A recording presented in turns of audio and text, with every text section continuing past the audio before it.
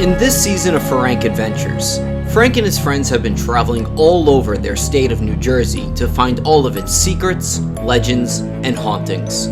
From a flash to the past and telling stories about the now demolished Marlborough Psychiatric Hospital, to now exploring places like the Devil's Tower, the Gates of Hell, and the Brick Factory, let's just say it's been a hell of a ride. Like stated in the first episode, exploring these locations was something Frank and his friends did back in the day in high school, so it felt great to feel like a young kid again.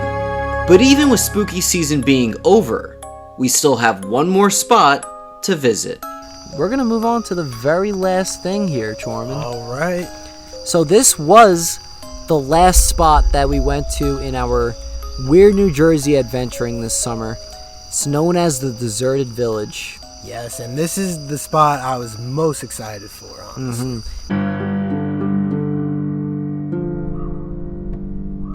Around 1736, a man by the name of Peter Wilcox built a sawmill along the Blue Brook water stream to produce lumber, which cleared hundreds of acres of the forest in Berkeley Heights, New Jersey.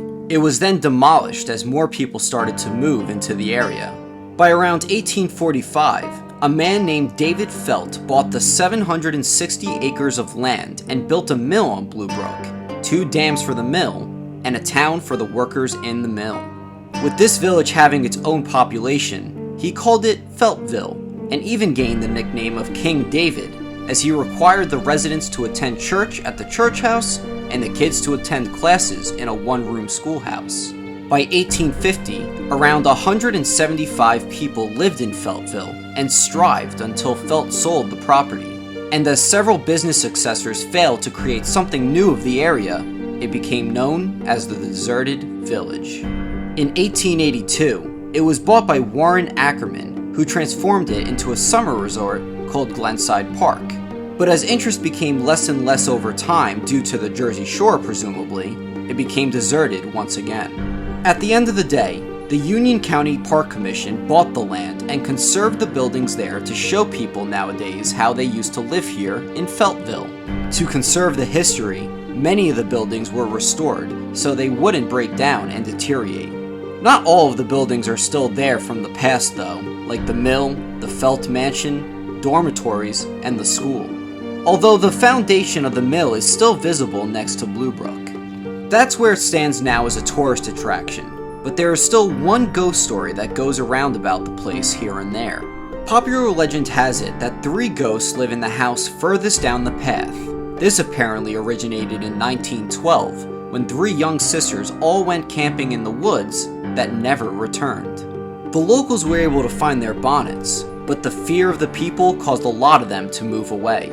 And for those that remained, never let their children go deep in the woods again without supervision. Let me ask you this, did it live up to the hype? I thought it was a very cool experience. I thought it was really cool to see the deserted village. It was a lot more walking than I thought.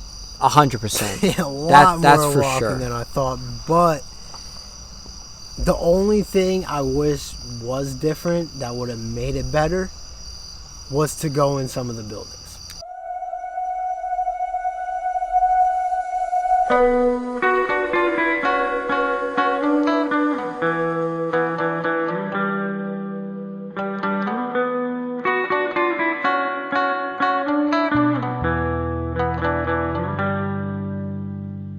All the buildings were boarded up, locks, everything, like you couldn't get in them at all. But it was still really cool though, like some of the buildings were refurbished and they actually looked new.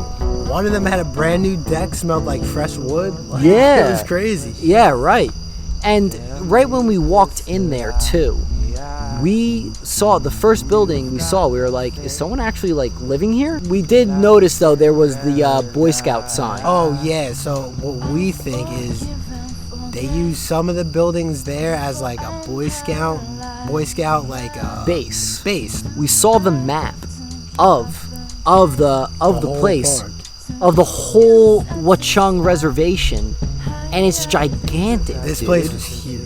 Huge, like The deserted village is probably like a very, very, very small part of that park. 100%. Very small. Yeah, dude, absolutely. But yeah, dude, the buildings were sick. I think my favorite building cool. that was there was like that all wooden building. It's the second building we saw. The one with the watchtower? Yes, with the watchtower That up was top. sick. That's the nicest one That right was there. really cool. Yeah, dude. I like that one, and then I like the other one that was like set back, that was refurbished. Yeah, Masker's. Oh, Masker's Barn. Masker's Barn, Yeah, bro. Yeah, Masker's Barn. No, don't fuck with Masker's Barn, dude. We were able to peek through one of the windows. We saw some hay and whatnot in there. Yeah, they had like a horse saddle in there. Yes, some that's old right. watering cans. Yep. And right across from Masker's Barn, it had like that. It was called a pergola. Yes, pergola. Yeah, That's pergola. right. And I'm not too sure exactly what that means, but it looked like that's where they held like weddings and stuff Yeah, back in it the was. day. It literally looked like that, like exactly like a wedding. And who knows? Maybe people do have weddings there or something there. I mean, hey, I could see people having weddings there. I It's a guess, cool like, little if spot. They like that kind of. If they like that kind of thing, maybe they want a really cheap wedding or something like Yeah, that. You it's know, like, just go there. My ancestors is part of this town. I want to get married when they Exactly. All right. What about the little graveyard that we found there too? That was spooky. That was spooky. That was spooky in my opinion. There was like four or five graves. I did notice after looking at it for a while, all the graves, 3 out of the 5 people died on the same day in the same year. That's right. Yep, I think it was November 22nd, 1776. Wow, you remember that pretty Yep. well. Damn. And it was from the same family. The three people from that same family died that same day.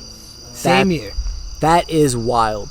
I remember looking at that, I'm like, this is crazy. Some of the buildings, like Frank said, were getting refurbished. Like you can see the roofs, they had stuff over the roofs. Yeah. They were replacing the roofs, but then there was They had like other- tarps over the Yeah. roof. Yeah. but then there were other buildings that were just like decrepit, rotten, like I mean, they all had no trespassing signs, but I feel like these ones they made it more prevalent of no trespassing.